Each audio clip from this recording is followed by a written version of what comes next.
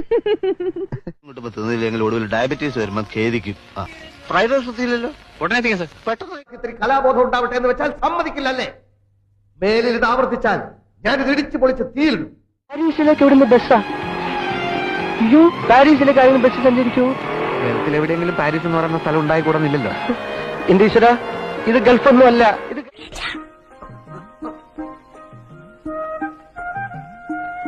അയ്യോ അച്ഛാ പോകല്ലേ, അയ്യോ അച്ഛാ പോകല്ലേ.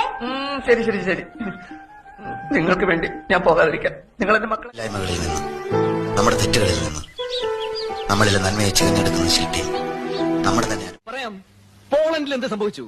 പോളണ്ടിനെ പറ്റി നീ ഒരക്ഷരം മിണ്ടരുത്, എനിക്കത് ഇഷ്ടമല്ല. സോളിഡാരിറ്റിയും ലാവലേസും കൂടി കുതിച്ചു കയറി അടിയറവ്. അങ്ങനെ കഷ്ടപ്പെടുന്ന നമ്മളെ മുമ്പിൽ പല രൂപത്തിലാണ് പടച്ചോണ്ട്. നാളെയോ മറ്റന്നാളോ എപ്പോ വേണമെങ്കിലും എടുത്തോ, ഞങ്ങൾ ആരും എതിര് പറഞ്ഞില്ലല്ലോ. എന്റെ സ്വഭാവം എനിക്ക് തീരെ പിടിക്കുന്നില്ല കേട്ടോ. എന്നാ പിന്നെ നീ എന്നെ ഡൈവേഴ്സ് ചെയ്ത് വിശാഖപട്ടണത്തിൽ നിന്ന് സ്ഥലം മാറി വരുന്ന MD ഒരു വിശാല മനസ്കനെന്നാ കേൾക്കുന്നത്. എങ്കിൽ നമ്മുടെ സങ്കടം ആ വിശാല മനസ്കരോട് പറഞ്ഞു നോക്കാം അല്ലേ?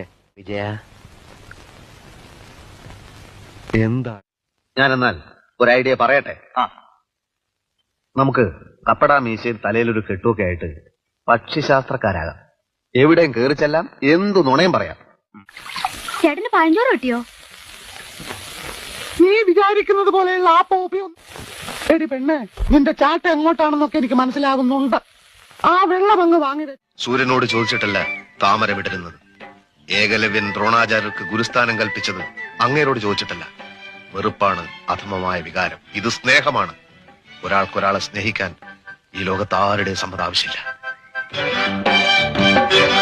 മീനാക്ഷിയുടെ മറ്റേതാഗ്രഹത്തിനും ഈ ഷൺമുഖനെതിരെ നിൽക്കില്ല. എന്റെ ആഗ്രഹങ്ങളൊക്കെ സാധിച്ചു തരാനേ എനിക്ക് നിങ്ങളുടെ ആവശ്യമില്ല. അതിനൊക്കെ എനിക്ക് വേറെ ആളുകളുണ്ട്.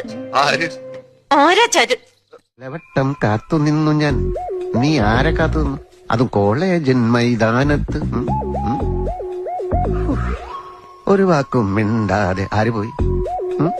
പറയൂ, ആര് പോയി? ഒരുപാട് പേര് പോയി കാണും.